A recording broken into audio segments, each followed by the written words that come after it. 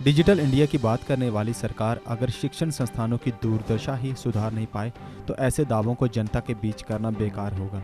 शिक्षण संस्थान जहां से देश का भविष्य तैयार होगा, अगर वहां ही सुविधाओं की कमी होगी तो देश का भविष्य कैसे उज्जवल होगा। ऐसा हम इसलिए कह रहे हैं क्योंकि गवर्नमेंट हायर सेकेंडरी स्कूल गंदोम में पढ़ने वाले बच्चों को वो सुविधाएं नहीं मिल पा रही हैं जो कि पढ़ाई के दौरान एक छात्र को चाहिए होती हैं। स्कूल में 500 से अधिक बच्चे पढ़ते हैं, लेकिन उनके बैठने के लिए केवल 2 ही कमरे हैं। बाकी बच्चों को ग्राउंड में बैठकर तपती धूप में पढ़ाई करने को मजबूर होना पड़ता है।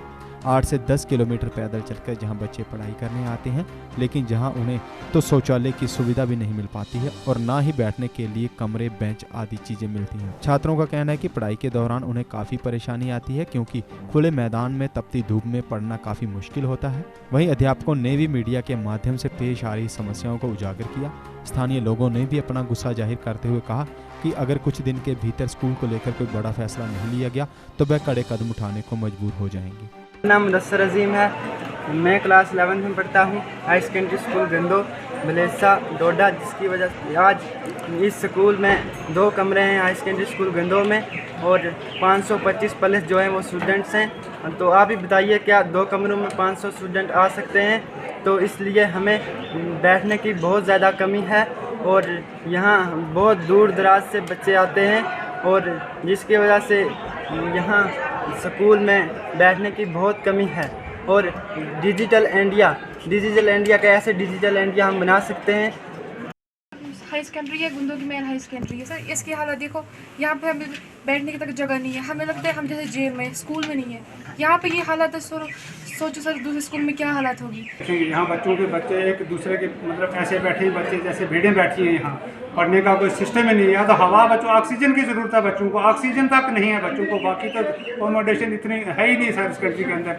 बीडीसी डीडीसी हम सारे लोग यहाँ आए, आज देखा इन बच्चों की हालत।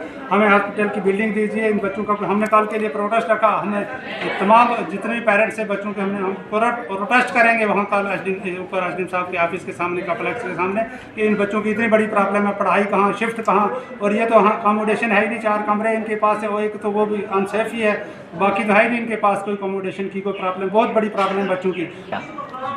बेटी पढ़ाओ बेटी बचाओ, आपने हालत देखी। ये क्या बेटी बचानी है? बेटी पढ़ाना ये है कि बेटी को बैठने के लिए यहाँ पे जगह नहीं है, तो वो बेटी कहाँ से कैसे पढ़ेगी? बेटी रात को 10 बजे अगर स्कूल से घर पहुँचती है तो वो बेटी कहाँ पढ़ेगी? ये बेटी बचाओ का यही सिस्टम चल रहा है। आई एम सॉरी, अगर कुछ दिनों के अंदर इन्होंने इस बिल्डिंग का मसला हल नहीं किया तो मैं भूख हड़ताल पर बैठ जाऊँगा। जितने भी पेरेंट्स हैं, ज़रूरत पड़ी तो मैं बच्चों को भी किडनैप कर लूँगा बाइक से। मेरी डीसी साहब, एलजी साहब से यही रिक्वेस्ट है कि मुझे 2 दिन के अंदर आपकी सड़ी हुई बिल्डिंगें यहाँ पड़ी हुई हैं, क्या फ़ायदा इन हॉस्पिटल की बिल्डिंगों को बना के? क्या करना? हमारे बच्चों का ये हाल है तो हॉस्पिटल को हमने क्या करना है जब हमारे बच्चे किसी लायक रहेंगे ही नहीं? तो ऐसी बड़ी बड़ी बिल्डिंगों का हमें फ़ायदा ही नहीं है। हाँ, बच्चों को पैर रखने की जगह नहीं। जैसे आपने देखा, पूरे आपने उसकी वीडियोस भी बनाई होगी शायद, यानी एक बच्चा दूसरे बच्चे की गोद में बैठा हुआ है। बड़ी एक हैरानगी की बात है। इतना डीसी साहब से हम 2-3 बार मिले।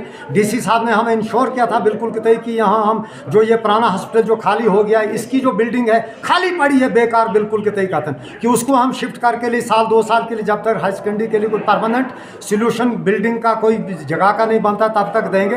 लेकिन अभी तक कुछ भी उसका अकोमोडेशन 2 बार हम पूरा अपने डीडीसी, अपने बीडीसी डोडा डीसी साहब के पास मिले, सीओ साहब के पास मिले, लेकिन अभी तक कुछ नहीं हो रहा है। तो जो है अकोमोडेशन की आप देख रहे हैं कि हमारे पास 3 ही रूम्स हैं और ये भी रूम्स जो है छोटे साइज़ के हैं। 15 बाई 12 का कोई रूम ही नहीं होता है।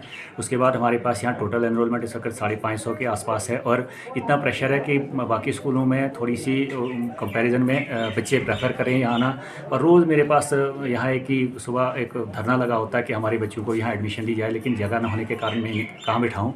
अब जो मेरी सबसे बड़ी प्रॉब्लम है, स्टैगर्ड मैनर में भी मैंने कोशिश की थी स्कूल को चलाने की, लेकिन कुछ बच्चे देवड़ी टॉप से आते हैं, कुछ खड़ंगल से आते हैं, कुछ कोटा से आते हैं, कुछ आपके घिल टॉप से आते हैं। लगभग 8-8, 10-10 किलोमीटर का सफ़र करना पड़ता है। पेरेंट्स ने यहाँ मुझे आके और बोला कि सर ये चीज़ ठीक नहीं है, हमारे बच्चे जो हैं शिफ्ट वाइज नहीं आएंगे, वो हमेशा एक ही शिफ्ट में आएंगे ताकि बच्चे साथ में जाएँ। बच्चियों का मसला है और ये पहाड़ी एरिया है, इसलिए मैं मजबूर हो गया फिर दोबारा इसको जो शिफ्ट कैंसिल करके 10 बजे चलाने के लिए। अब मेरे पास जगह है नहीं, आपने देख लिया, तो मेरी गुजारिश रहेगी कि GK अपडेट रहे हमारे साथ। अगर आप ये वीडियो YouTube पर देख रहे हैं तो हमारे YouTube चैनल को सब्सक्राइब करें और बेल आइकन को क्लिक करें।